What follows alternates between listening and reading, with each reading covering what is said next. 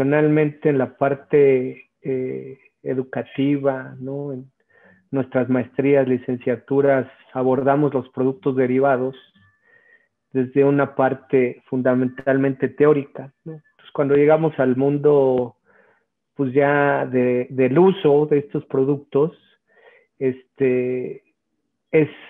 diametralmente opuesto lo que pues típicamente se sabe, lo que esencialmente se adopta, ¿no? Con estos productos. Entonces está bien padre el poderle, como actuario, ¿no? Que pues el actuario financiero tiene muchas bases, ¿no? De evaluación, de cálculo estocástico, etcétera.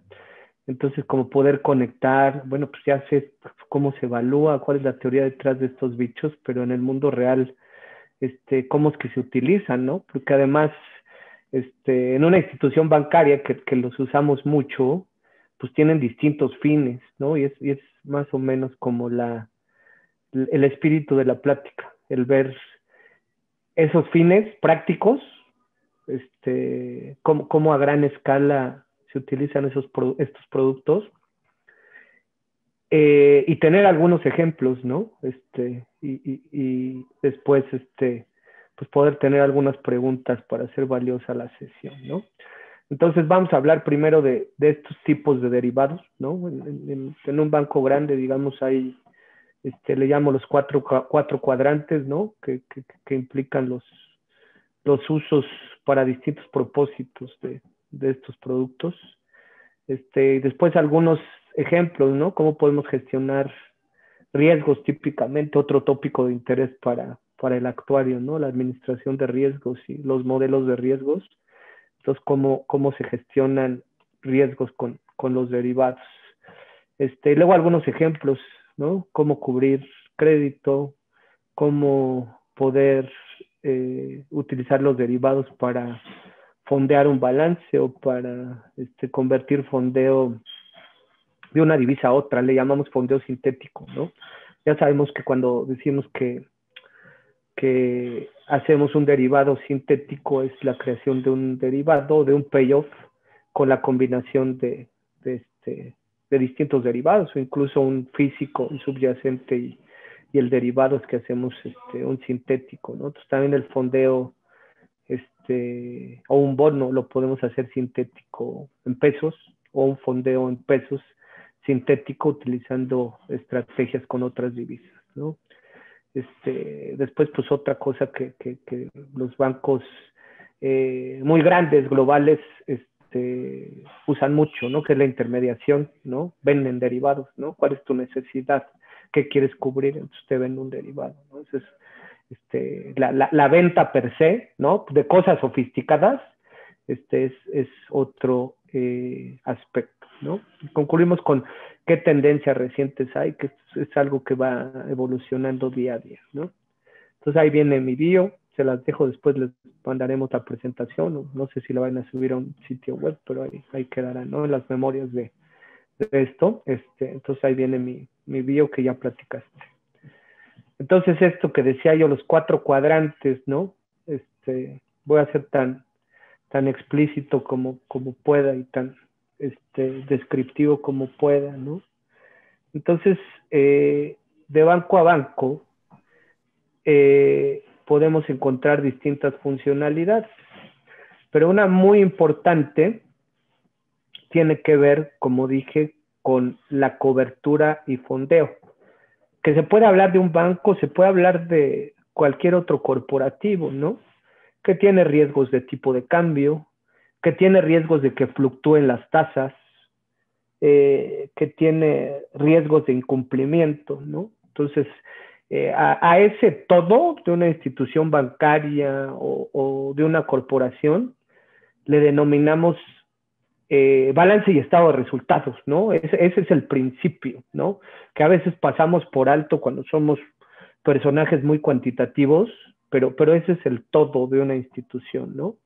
Entonces, el propósito de esta parte superior es, con el fin de cubrir o con el fin de poder fondear ese todo, ¿no? Que es el balance y el estado de resultados, cómo puedo utilizar un derivado, ¿no?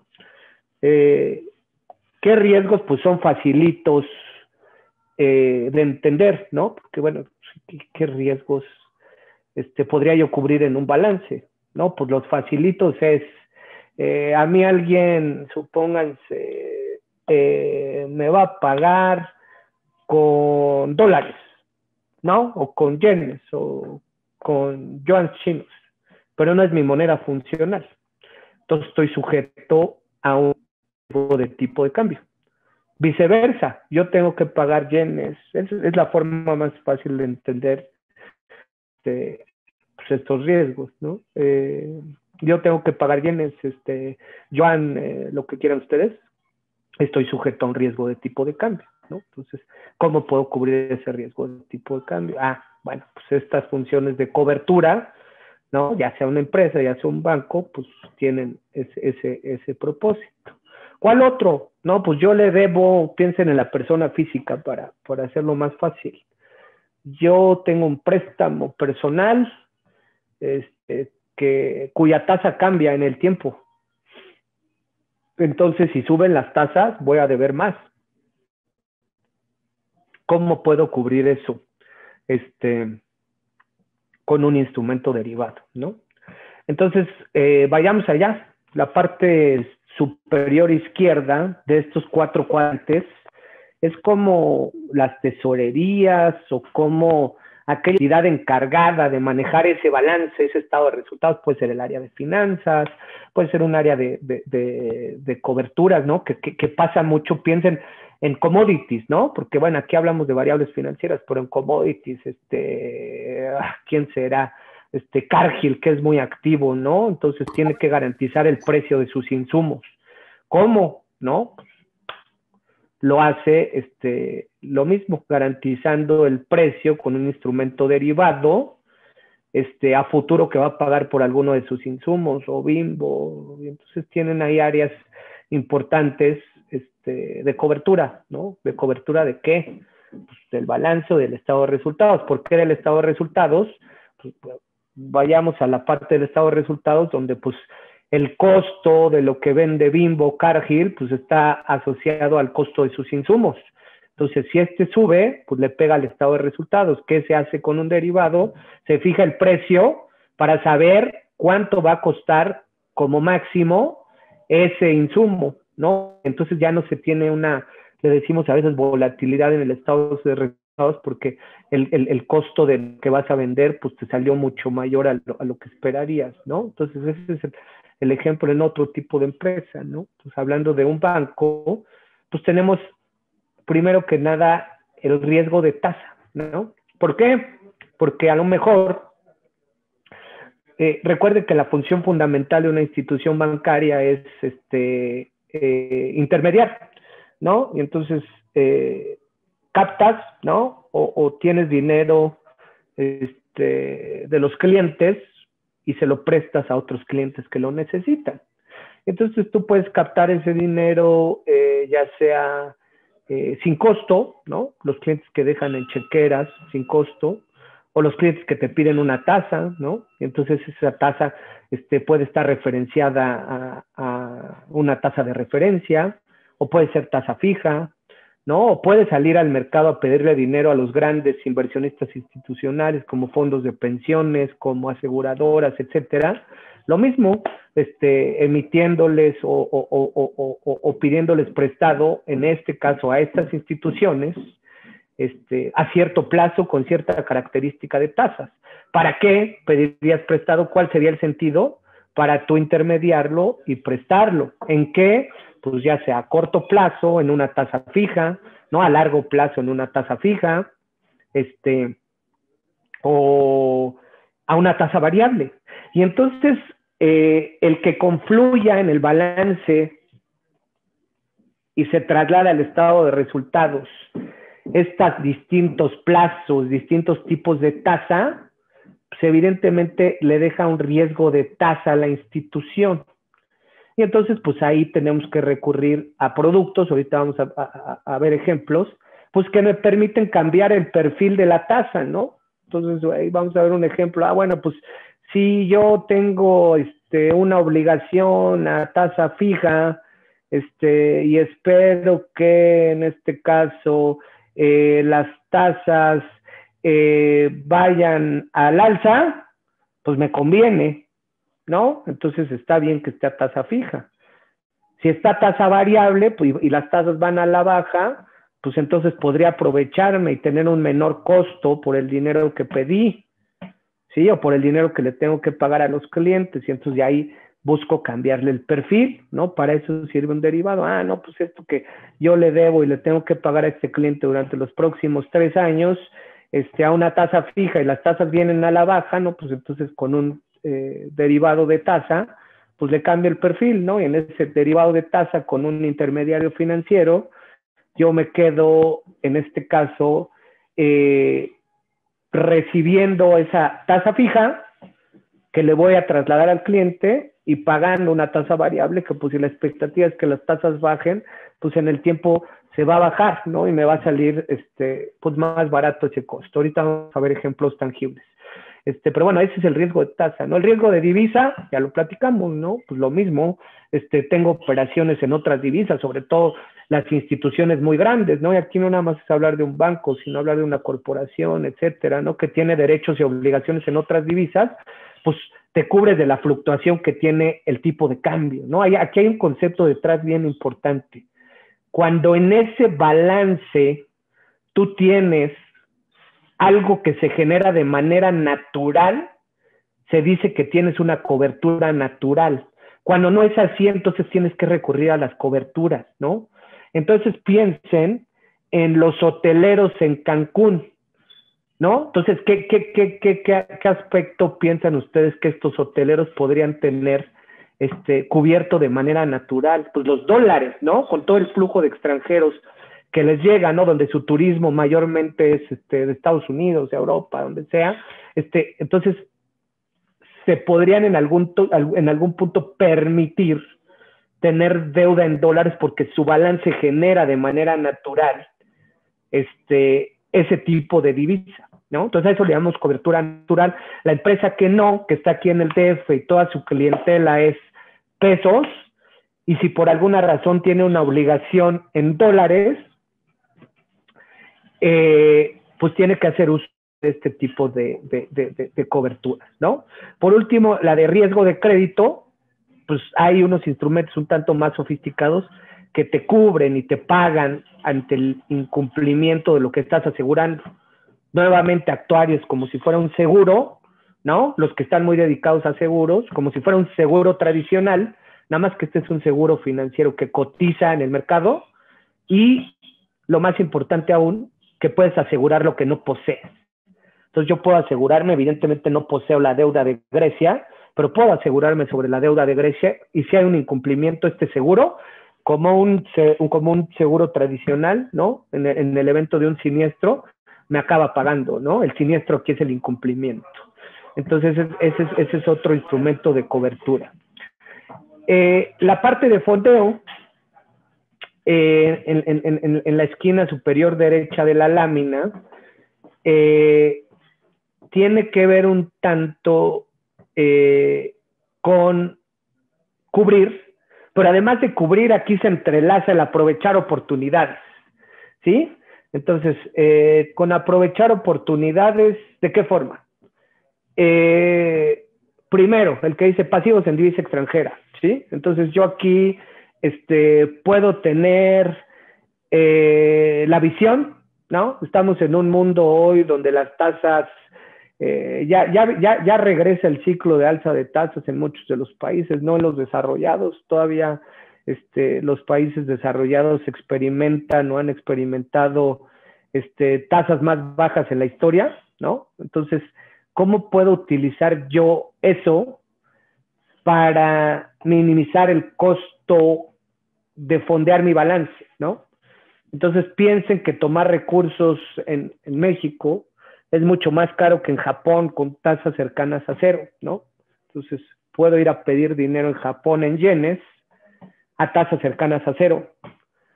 Pero nuevamente yo no genero yenes y me voy a quedar con una deuda en yen, ¿no? Entonces me quedo con un riesgo de tipo de cambio. ¿Cómo hago ingeniería financiera de manera tal que esos yenes con un derivado, ¿no? Con un swap de divisas, los intercambie a pesos, yo me quede pagando pesos, pero con una operación más barata de lo que me costaría salir a tomar deuda en pesos directamente, ¿no? Entonces el swap, en este caso, te ayuda, ¿no? O puede tener esa beneficio en el cual si yo tengo una deuda en otra divisa, con uno de estos instrumentos yo la puedo intercambiar en este sentido a la divisa en la que sí tengo, digamos, un tema funcional, ¿no? O la divisa que es funcional. A través de notas estructuradas, pues lo mismo, podemos salir con derivados a crear instrumentos de deuda donde podamos tomar recursos del público inversionista, o sea, tasas más bajas que salir a emitir, en este caso, de manera directa, ¿no? Entonces, estos son, digamos, las dos vertientes importantes que se pueden aplicar para cobertura y fondeo, no solo en el balance de un banco, repito, sino en el de alguna otra institución o corporación, ¿no? La parte de abajo, inferior izquierda, es un tanto lo mismo, ¿no? Entonces, tú, corporación Bimbo, quieres un derivado para cubrir tu riesgo de tasa, yo te lo puedo vender, ¿no? Entonces, de eso hacen toneladas de dinero los Goldman Sachs, los JP Morgan, tienen áreas de ventas muy robustas. Lo mismo, a ver, hasta bancos, ¿no? O sea, bancos pequeños. Tú, banco pequeño, quieres cubrir tu riesgo de divisa, ¿no? Porque tienes obligaciones, porque tienes un pedazo de tu balance en otra divisa, yo te puedo vender un swap de divisa, ¿no? Entonces, esa intermediación, así como un banco comercial tradicional lo hace entre, en este caso, una necesidad, ¿no? Que tiene alguien de tomar prestado dinero, aquí la necesidad es una cobertura, ¿no? Entonces, eso también en algún punto se intermedia, ¿no? Con los clientes. Y luego la parte de inversión puramente, ¿no? Lo mismo, ¿no? Así como hay clientes con apetito de cubrir, pues hay clientes con apetito de ganar más, ¿no? Y a lo mejor que son sofisticados y que quieren un rendimiento hasta cierto punto garantizado, pero tener una componente que les pueda potenciar ese rendimiento garantizado, ¿no? A eso le denominamos en nuestro entorno notas estructuradas, y típicamente son sintéticos, podríamos decir así, que incluyen una componente de renta fija, ¿no? De deuda, y se combina con derivados de manera tal que bajo ciertas circunstancias tienes una estrategia en la que tu rendimiento se puede potenciar, ¿no? Entonces, para intermediar y venderle a los clientes, ¿no? Ahí sí típicamente es una función del banco, ¿no? Clientes corporativos, clientes empresariales, otro tipo de bancos, ¿no? Los bancos se ven entre bancos incluso. Hablamos de esta función de intermediación. Y la última función relevante, o el último cuadrante en la esquina inferior derecha, tiene que ver con, pues, la gestión de los riesgos, ¿no? Si tú ofreces, si tú vendes, en este caso, un derivado a un cliente, ¿no? En la parte inferior izquierda, pues te quedas en tu balanza con una posición abierta de un derivado que, pues, te puede lo mismo afectar, porque recuerden, aquí hay un punto muy importante. Todo derivado hace valuación diaria. Entonces, eso se va al estado de resultados. Y el que haga evaluación diaria sin una cobertura implica algo que le denominamos nosotros volatilidad en el P&L o en el estado de resultados, ¿no? Entonces, ese último recuadro en la parte inferior derecha, pues hace alusión, bueno, tú ya en la parte de intermediación vendiste un derivado, ¿no? Te quedaste, recuerden que además el otro concepto bien importante en derivados es juego suma cero. Si tú vendiste a un cliente un derivado en la posición donde el cliente quiere cubrir ante tasa variable o ante tasa fija, la otra posición se queda en tu balance, porque el derivado es juego suma cero, ¿no? A diferencia de cualquier otro mundo en el entorno financiero, ¿no? Entonces, el derivado es juego suma cero. ¿Qué quiere decir? Si alguien en ese derivado está ganando, el otro está perdiendo y viceversa, ¿no? Y entonces, de ahí que el derivado se evalúa todos los días, y si no tienes una cobertura propiamente, pues te genera volatilidad en el estado de resultados, ¿no? Entonces, ese último cuadrante en la parte inferior derecha tiene que ver con minimizar o cubrir esa potencial volatilidad por el negocio de intermediación, ¿no? ¿Por qué? Porque entonces me podrían decir, pero si arriba me estás hablando, de cubrir, ¿no? De derivados de cobertura, claro, pero ahí es la cobertura macro, la cobertura de tu negocio tradicional, ¿no? La cobertura de que tú, como dije, en tu balance confluyen tasas fijas y tasas variables. Entonces, a nivel macro, ¿no? De la corporación o del balance, se tiene que cubrir esas distintas tasas o esos distintos riesgos que confluyen. La parte de abajo habla de la gestión y cobertura, de cuando tú sales a intermediar posiciones, a vender posiciones, o vender coberturas a clientes, ¿no? O mismo cuando tú quieres hacer por cuenta propia un beneficio direccionado, apuestas direccionadas, digamos que sujetas a ciertos límites de riesgo, pero bueno, ese es el último pedazo de la ecuación. A eso le decimos el prop, ¿no? La parte inferior izquierda le decimos todo lo que tiene que ver con la intermediación con clientes, y las partes de arriba, los dos cuadrantes de arriba, es lo que tiene que ver con la cobertura y gestión del balance macro, nuevamente, ¿no? Entonces vamos a ejemplos, ¿no? Para que sea palpable, ¿no? Entonces, ¿cómo se gestiona el riesgo de balance con un derivado, ¿no? Entonces, pensemos en la parte cuando nos preocupa el entorno de alza de tasas, ¿no? Parte izquierda de la lámina, ¿sí? Entonces, ¿qué pasa ahí? ¿No? Y piensen, ¿no? Actuarios, que aquí cuando hablamos de cubrir es cobertura económica, cobertura de flujos. No tiene que ver, en este caso, con propiamente la evaluación, ¿no? Esa que aprendemos en los libros del Hull y en algunos otros libros más sofisticados como Wilmot, etcétera. Esa no tiene que ver, ¿no? Aquí es una cobertura económica. ¿Qué quiere decir económica?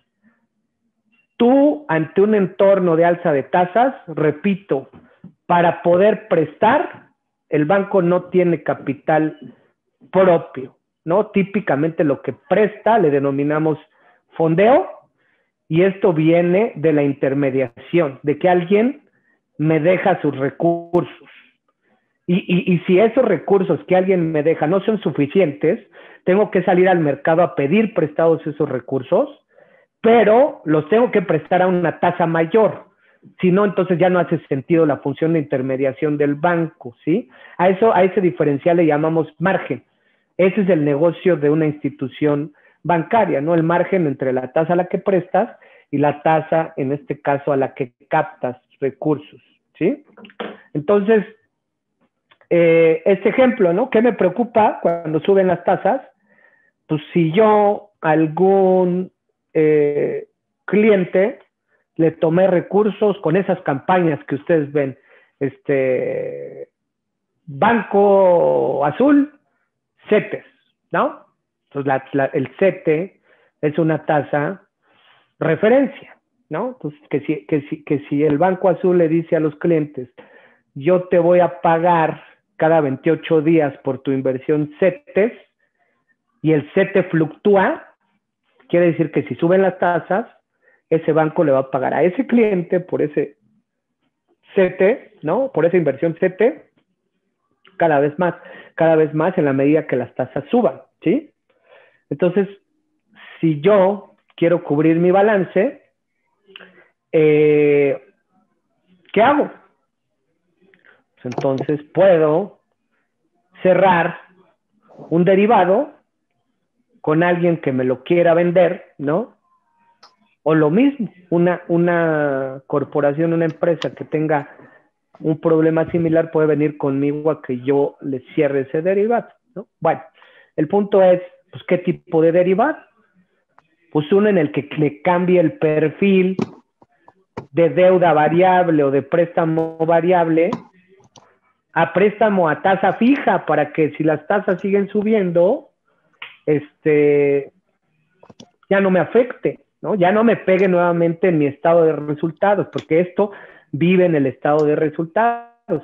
Si tú pagas más tasa, eso que le denominamos margen se hace más chico, entonces supónganse que la tasa se sube al punto en el que lo que yo presté como institución bancaria es más bajo, ¿no? Entonces ya mi margen se hace negativo y mi estado de resultados va a desembocar en una pérdida, ¿no? Entonces, ¿qué protejo? El estado de resultados. ¿Qué cubro con el derivado del estado de resultados? En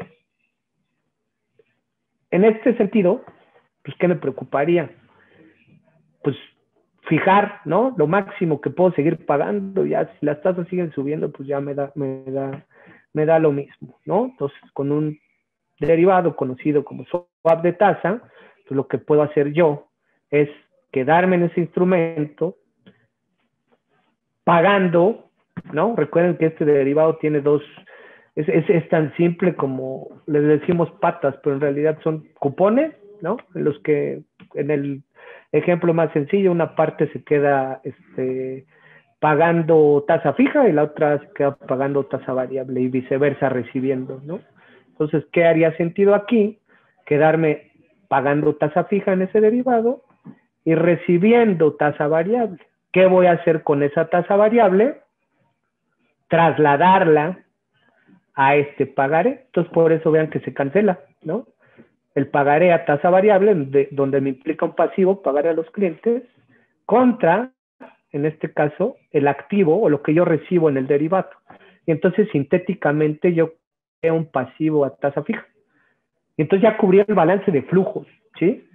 Normalmente las normas contables a las empresas y a los bancos nos permiten el hecho de que si es un derivado de cobertura, este es otro concepto bien importante, porque, a ver, el mensaje que yo les puedo dejar para sus carreras es, hay que ver las cosas desde la parte integral, ¿no? Y a veces eso es lo que tristemente no nos enseñan en la escuela, ¿no? Porque entonces sabemos todo de evaluación y sabemos todo de martingalas, pero no sabemos nada de la contabilidad o dónde, en qué rubro del estado de resultados, qué es lo que importa, va a afectar el derivado, o cómo hago una cobertura de flujos, ¿no? Eso en pocos cursos de licenciatura y de maestría se enseñan, a lo mejor un diplomado más especializado, un curso más especializado, pero aquí hay una cosa que es totalmente contable, ¿no? Y a veces la desdeñamos, y es mucho más importante que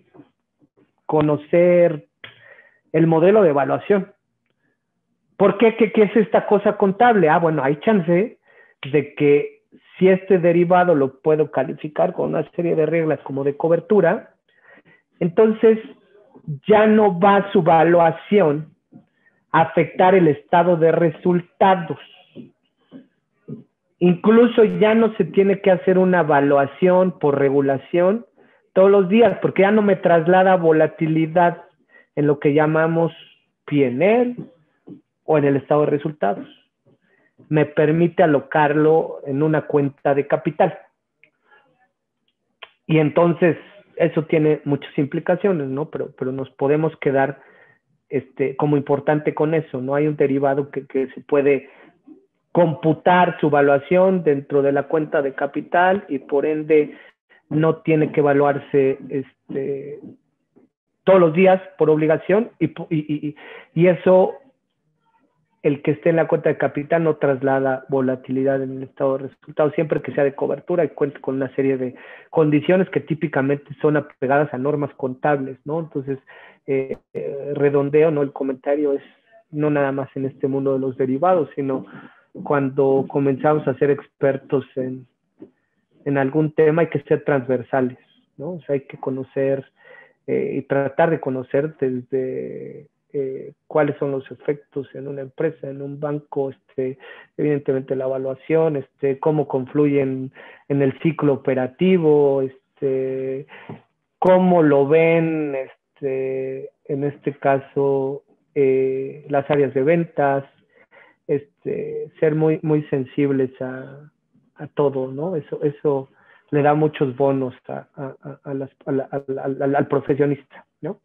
Entonces, la parte derecha, ¿no? Pues ya ahí se las vamos a dejar en la presentación, es el opuesto, ¿no? Si tienes el entorno de baja de tasas, ¿cómo te cubres cambiando el perfil de manera inversa, ¿no? ¿Qué otro ejemplo? Lo que les decía es de coberturas naturales, ¿no? Entonces ya platicamos. Si yo tengo, en este caso, activos a tasa fija y pasivos a tasa variable, a eso le denomino margen financiero. Y decíamos que tiene un riesgo, en este caso, de tasa, ¿no? Porque si se suben las tasas, activo, piensen en una hipoteca, ¿no? Para hablar de cosas que conocemos, ¿no? El mercado de hipotecas en México es a tasa fija, entonces yo como banco le presto a un cliente a tasa fija 10, 15, los años que ustedes quieran, y luego tengo un fondeo o intermedio esa hipoteca con pasivos, ¿no? O con depósitos nuevamente de ese banco azul CETE, que es tasa variable típicamente, ¿no? Repito, en la medida que suba el CETE, este costo se va a hacer más grande. Y esta hipoteca, dado que la originé a tasa fija, pues en el tiempo no cambia lo que yo recibo del cliente por ella, ¿no? Entonces, a esto que le denomino margen, que es la diferencia entre las dos, se va haciendo más chiquito, hasta que si esto se hace más grande que esto, pues tenemos o acabamos, en este caso, con un margen negativo, con impacto al estado de resultados nuevamente, ¿no? Siempre, repito, hay que tener una visión global y transversal, ¿no? Entonces, ver qué afectación la pequeña porción que yo manejo va a reflejarse en el mundo global, ¿no? En el funcionamiento global de la institución, ¿no? Entonces, ya platicamos cómo podemos cambiarle el perfil a esto, ¿no? Con un swap de tasa, donde esté recibido variable y pagado de fija, pues ahí ya anclo, si se puede decir, el margen, porque recibido de variable se cancela con pasivo a tasa variable, y me quedo con un activo a tasa fija y con un instrumento sintético donde pago tasa fija, ¿no? Entonces, mi margen financiero ya está claro. Lo que dije con antelación es, si yo, de algún modo, tengo pasivos, entonces, concluyo esta lámina. No hay necesidad de utilizar derivados cuando se puede o hay una componente dentro de un balance que te permite hacerlo de manera natural, ¿no? Entonces, supónganse que acá tenemos chequeras de la abuelita a las que no les pago, ¿no? Ninguna tasa, y son tan estables que pues, nunca se tocan esos recursos, van generando intereses, etcétera, o no los generan, ¿no? Pero en el tiempo estos recursos están ahí, ¿no? Pues eso me crea una cobertura natural, ¿no? Donde ni siquiera tengo que utilizar ya un derivado financiero, ¿no? Sino la propia evolución o la propia naturaleza de mi balance me permite no tener que usar pasivos a tasa variable, ¿no? Sino empato un pasivo sin costo que tenga una duración similar al activo a tasa fija, y entonces de todos modos macho o anclo el margen financiero, ¿no? Lo mismo les platicaba, pasa con el tema de las divisas, ¿no? Si yo genero de manera natural una divisa, puedo correr ciertos riesgos de tipo de cambio, ¿no? Si no es así, tengo que cubrirlo, como típicamente con un derivado financiero, ¿no? Otro ejemplo rápido, ¿no? Una posición sintética, ¿no? Piensen, este es un poquito el inverso, ¿no? Porque ahora quiero cubrir el que mi activo, ¿no? De manera sintética me dé más, ¿no? De lo que podría ofrecerme, en este caso, un activo en pesos, ¿no? Entonces aquí es, bueno, voy al mercado, ¿no? Les decía, lo opuesto era el fondeo, voy a una tasa muy baja, ¿no? Para que me cueste menos de lo que me cuesta el fondeo o pedir prestado en el país, y lo convierto a pesos a una tasa más atractiva de lo que podría conseguir en el mercado local. Esto es lo inverso, ¿no? Compro un activo, ¿no? En moneda extranjera a tasa fija, ¿no? Entonces, ¿por qué? Porque pues hay atractivo en esa tasa. Pero nuevamente, me queda un riesgo de tipo de cambio, ¿no? Entonces, ¿qué tengo que hacer para quitar el riesgo de tipo de cambio para que sea atractivo? Me tiene que dar más de lo que me daría un instrumento, digamos, en moneda local, ¿no? Entonces, pues, ¿cómo haces eso? Pues con un swap de divisas, ¿no? Entonces, ahí viene esquemático, ¿no? Entonces, ¿cómo está estructurada esta operación, ¿no? Entonces, estoy en medio yo inversionista, yo banco, yo empresa, ¿no? Donde recibo tasa fija en moneda extranjera, ¿no? Entonces, cierro con una contraparte, un derivado de divisa, ¿no? Donde traslado esta moneda extranjera y recibo de esa contraparte en el derivado pesos. Y entonces yo ya me quedé con un bono en moneda extranjera y un derivado donde traslado la moneda extranjera del bono y recibo a cambio pesos, ¿no? Entonces, esa posición se convierte en un bono sintético en moneda local, ¿no? ¿Qué pasa? Que le quito el riesgo de tipo de cambio y bueno, me dices, oye, bueno, ¿y qué tal que ya que le quitaste el riesgo de tipo de cambio, instrumento te paga menos de que tú fueras por un activo en el mercado local? No, pues entonces no hizo sentido la transacción, ¿no? Para que haga sentido es porque, dadas las condiciones, ¿no? En ese mercado extranjero, ¿no? Y las condiciones del derivado, me va a dar más que lo que yo podría conseguir en el mercado local, ¿no? Entonces, esta es otra forma de cubrir la parte activa, digamos, del balance, ¿no? Vamos en 40 minutos. Derivados de crédito, ¿no? Ya les platiqué, son como cualquier otra póliza, ¿no? Entonces, lo que asegura, ahí viene el esquema en la parte derecha, el comprador paga una prima, ¿no? De seguros al que le vende. ¿Qué le vende? Un de seguros, ¿no? ¿Cuál es el siniestro? El incumplimiento que se asegura. Se puede asegurar lo que no se posee, ¿saben? Y entonces, si se da ese siniestro, pues el vendedor te paga lo que aseguraste, ¿no? Que típicamente pues es el nocional que tú aseguraste con ese contrato de crédito, ¿no? Entonces, pues es tan simple como que puedes asegurarte ante el incumplimiento de un bono que tienes en tu portafolio de Petrobras, ¿no?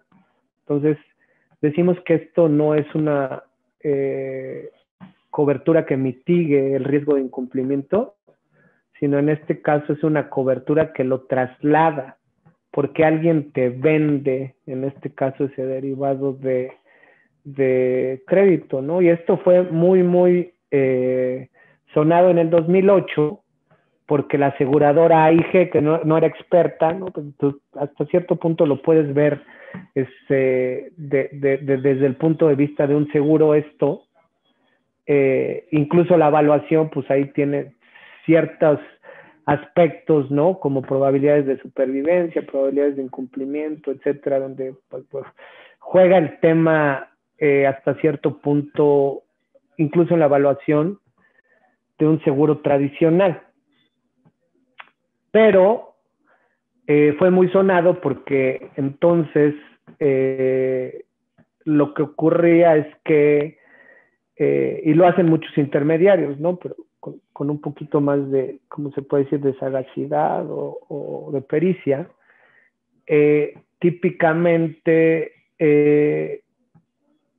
se financia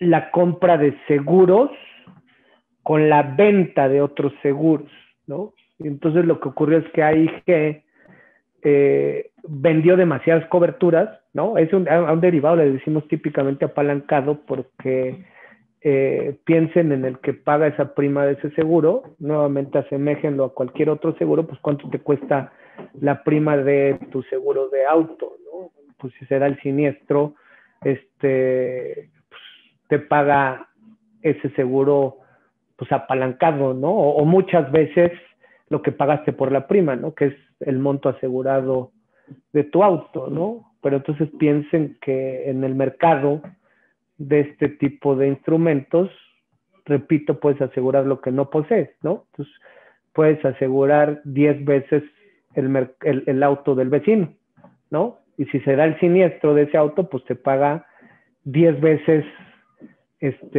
por las veces que implicó mayor el monto asegurado a la prima, ¿no? Entonces, ¿qué pasó con AIG? Que se puso a vender demasiados derivados de este tipo, de nombres, digamos, con riesgo de incumplimiento importante, y en el momento que se dieron los incumplimientos, pues incluso AIG ya había perdido la noción, dado que es un instrumento apalancado, de los montos tan complejos y tan importantes que le debía a ese, ¿cómo se puede decir? Pues sí, a ese asegurado, pero pues ese asegurado era una institución financiera, que era Goldman Sachs, ¿no? Entonces, cuando el gobierno de los Estados Unidos decide rescatar, ¿no?, al sistema, es porque iba a caer AIG, ¿no? Entonces, es que pues ya cuando hablas de una aseguradora, pues ya estás hablando de la economía real, ya no estás hablando de los bancos, ¿no?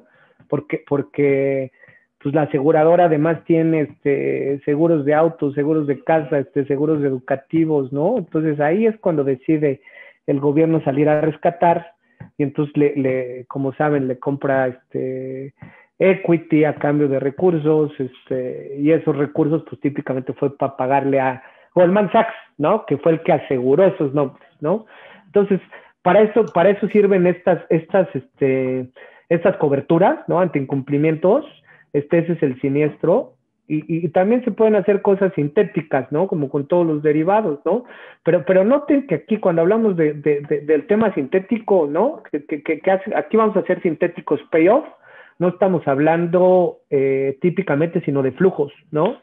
Que era lo que les comentaba, más allá de la teoría, ya en el ámbito práctico, aquí estamos hablando simplemente cuando decimos sintético de flujo.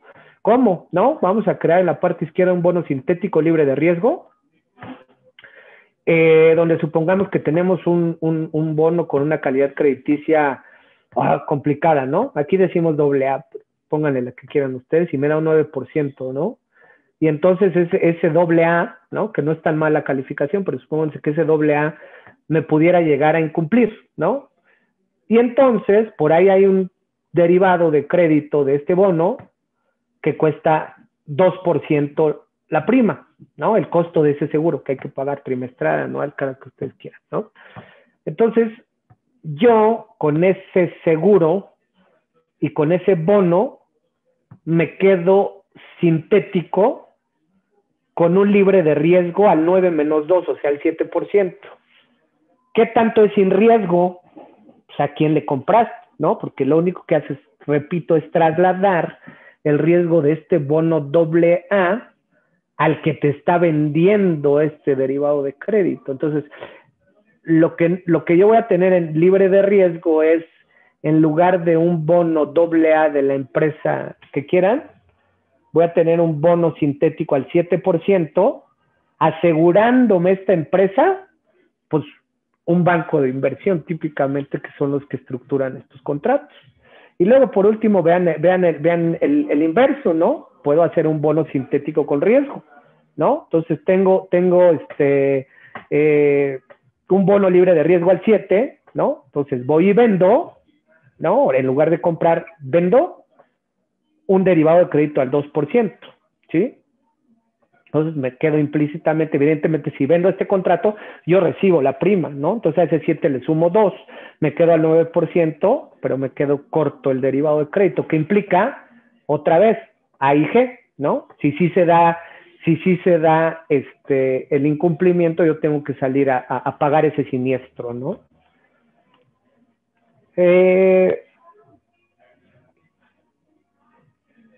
Aquí es el tema de el fondeo sintético, ¿no? Entonces les decía, yo creo que con esto concluyo porque ya estamos como en la hora para dejar tiempo para preguntas y respuestas, ¿no? Entonces,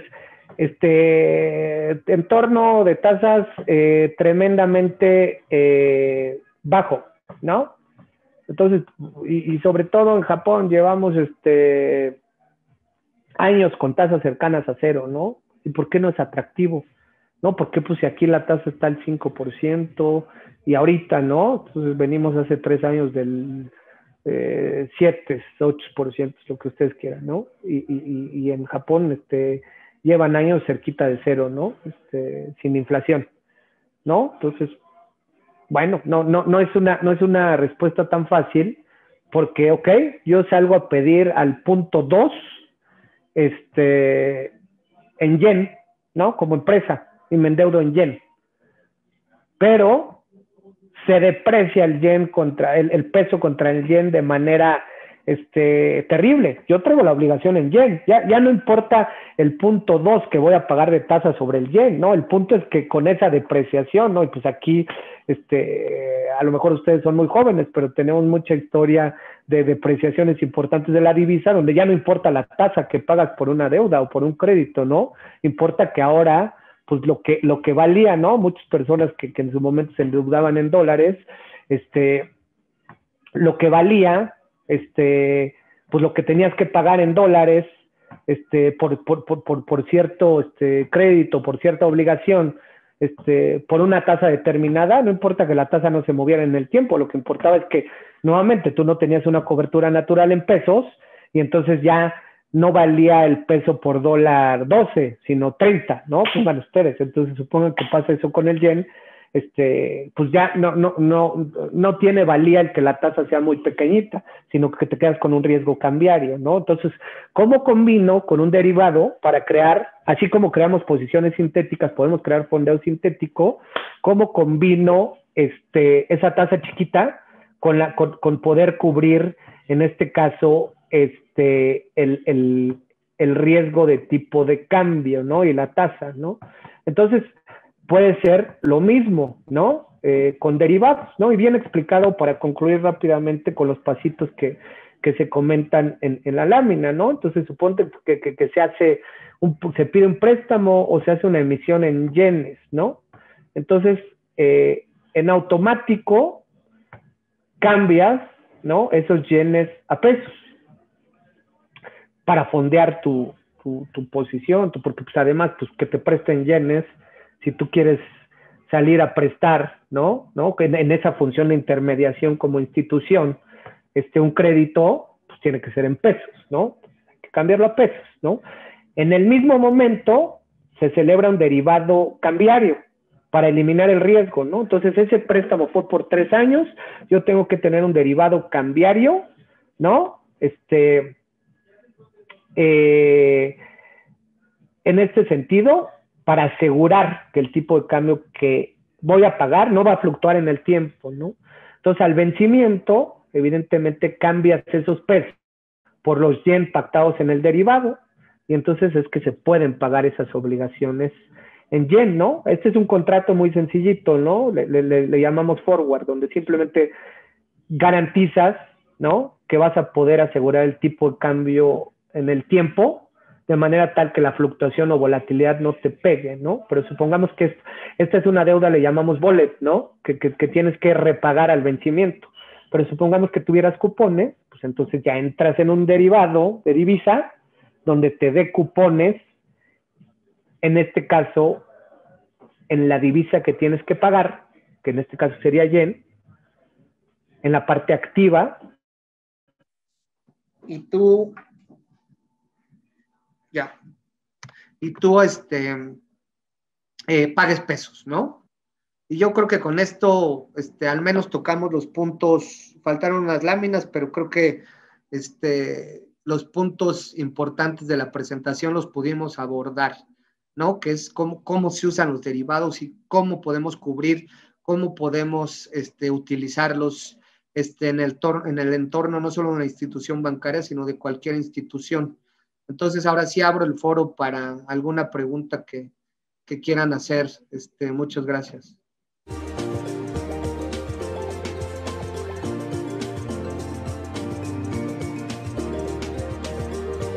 Tiene que ser típicamente a través de un intermediario financiero. Por eso, si recuerdan, teníamos dentro del cuadrante inferior izquierdo la función de intermediación con clientes.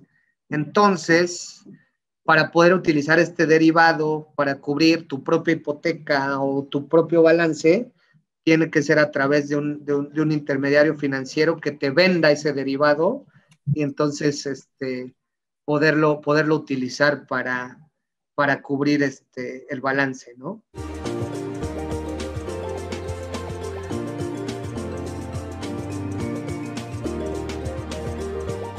Yo creo que cualquier libro que sea de Asset and Liability Management, ayuda. Cualquier libro que sea de Asset and Liability Management.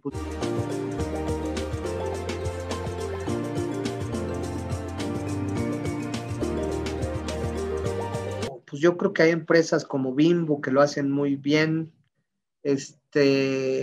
Hay instituciones bancarias que lo hacen muy bien, como les dije, con fondeo sintético, con coberturas de balance ante alzas de tasas, ¿no?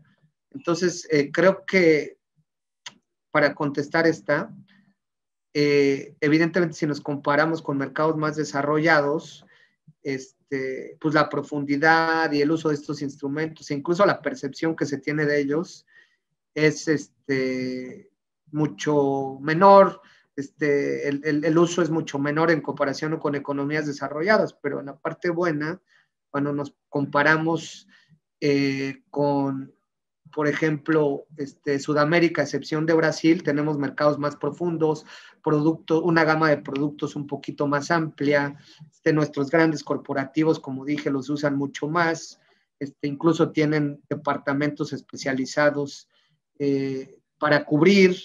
Entonces, creo que no solo con casos de éxito particulares, ¿no? De empresas que cubren de manera muy eficiente sus riesgos o sus balances, sino también como mercado, ¿no? Como país, hemos despuntado, al menos con respecto a otras economías emergentes, con el uso de estos instrumentos.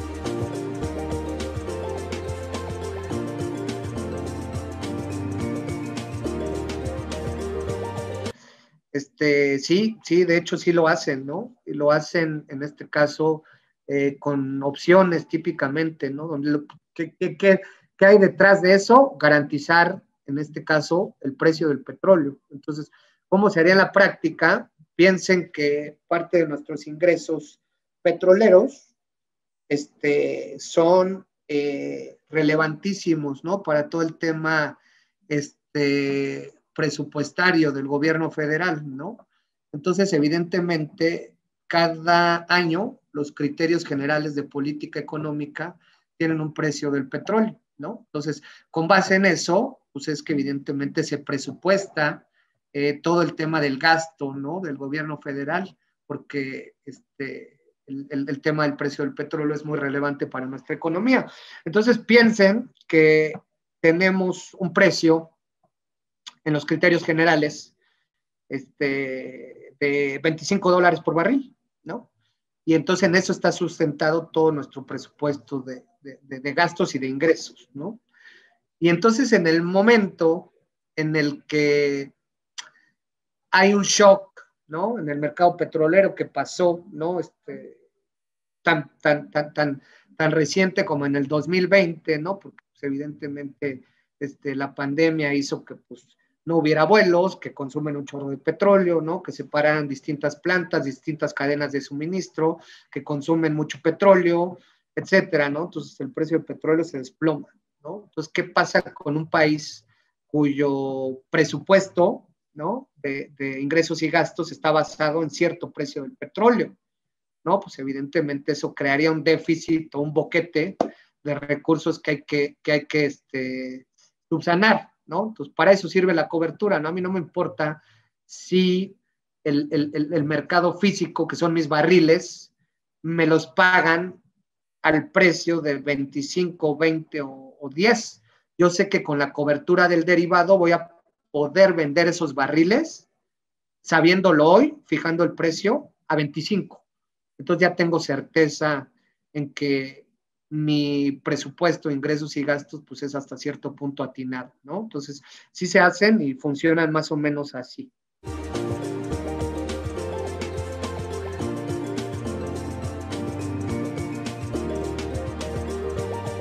Pues en los indicadores de capital, no sé, si hablamos de los índices de capital, pues como todo derivado, hay que tener, y todo activo, hay que tener cierto capital que lo respalde. ¿Por qué razón? Porque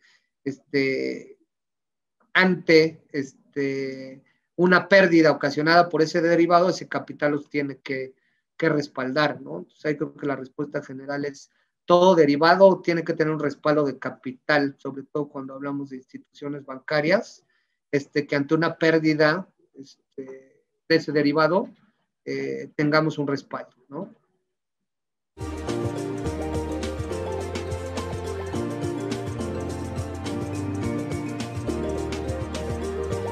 Parte de lo que se ha hecho es, número uno, prácticas más transparentes en la evaluación de estos instrumentos. Dos, los reguladores han sido mucho más quisquillosos en quién puede comprar y vender estos instrumentos, ¿no? Entonces, hoy en día, por ejemplo, en México están como muy restringidos estos derivados de crédito a solo instituciones financieras, ¿no? Entre corporativos, difícilmente se permite que tengan uno en sus balances. Las prácticas, como dije, ¿no? Otro de los grandes problemas en 2008 es que no se tenía gran noción ni de la exposición, ni de, en este caso, la evaluación que tenían estos instrumentos, cuánto valían, ¿no? Porque lo que dije al inicio, estaban valuados internamente por modelos teóricos, ¿no? Entonces, una cosa bien relevante con estos instrumentos es si tú despegas el valor del instrumento de la percepción de la oferta y demanda, que es como se evalúa cualquier cosa, a un modelo teórico, ¿no? Que eso, en la medida en que en un mercado hay liquidez, oferta y demanda, y esto conlleva una formación de precios, ¿no? Justos, es que esa teoría se alinea a la práctica. Pero si no existe esa liquidez y esa formación de precios, pues entonces lo que te dice el modelo puede ser totalmente alejado de lo que vale la realidad en el mercado un instrumento. Y entonces eso pasaba con este tipo de instrumentos. No estaban valuados simplemente por modelos y a la hora de querer saber cuál era la exposición, pues resulta que a mercado no valían ni cerca, ¿no? De lo que comentaban estos modelos. Entonces, se ha hecho más transparente todo el tema de la evaluación de estos instrumentos para tener noción de la exposición, el reporteo hacia las autoridades. Y el otro importante es el uso de entes centrales, ¿no? Que gestionan riesgos y que piden garantías, ¿no? Para, en este caso, tratar de minimizar el potencial riesgo que podrían implicar estos instrumentos.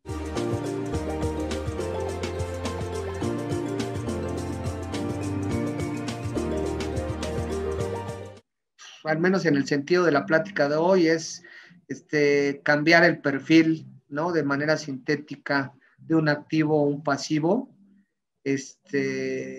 justo con el uso de estos instrumentos, o te permite cubrirte, ¿no? Garantizando a futuro, esa es la definición del librito, ¿no? Garantizando a futuro, pactando a futuro el precio de compra y de venta de, le decimos un activo subyacente, pero eso también puede sonar esotérico a veces, ¿no?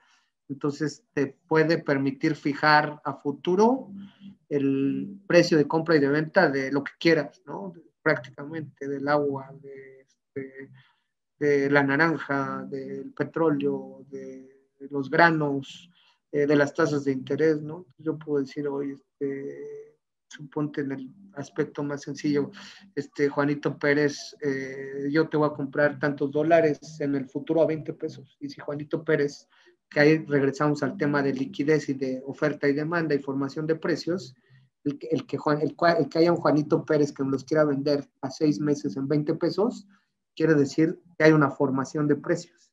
Y en la medida que haya muchos Abraham y muchos Juanitos Pérez formando ese precio a 6 meses de 20 pesos, entonces hay liquidez en un mercado y entonces hay noción de que esos 20 pesos a 6 meses sí es un precio justo, ¿no? Entonces, regresando al tema de los derivados de crédito, había ahí por ahí un Juanito Pérez que decía, no, esto vale 300 y nadie estaba dispuesto, solo uno, ¿no? Entonces solo había una operación en el mercado que decía que eso valía 30 pesos, y 300 pesos, perdón, y por otro lado había un modelo teórico que decía 600. No había profundidad, no había liquidez, no había referencia en este caso de mercado, de mercado válida, ¿no? 2008 los pone nerviosos, sí, a todo el mundo, ¿no? Sí es algo que pone nervioso y que si han escuchado el tema Basilea, que son normas internacionales, en este caso para bancos principalmente, nace por el 2008 porque puso nervioso a todo el mundo, ¿no? Entonces, ¿qué implicó? Poner más transparencia, acuerdos de información entre reguladores, transparencia en precios, la pregunta de capital, poner más capital para poder atender pérdidas por derivados, todo por el 2008. Entonces sí puso nervioso. Más. Ok.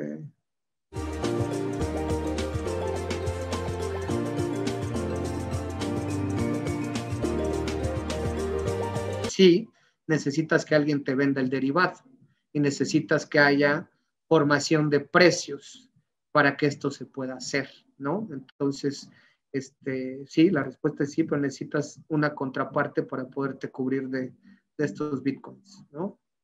¿Y qué más? Creo que ya ahora sí. Pues muchas gracias, chavos.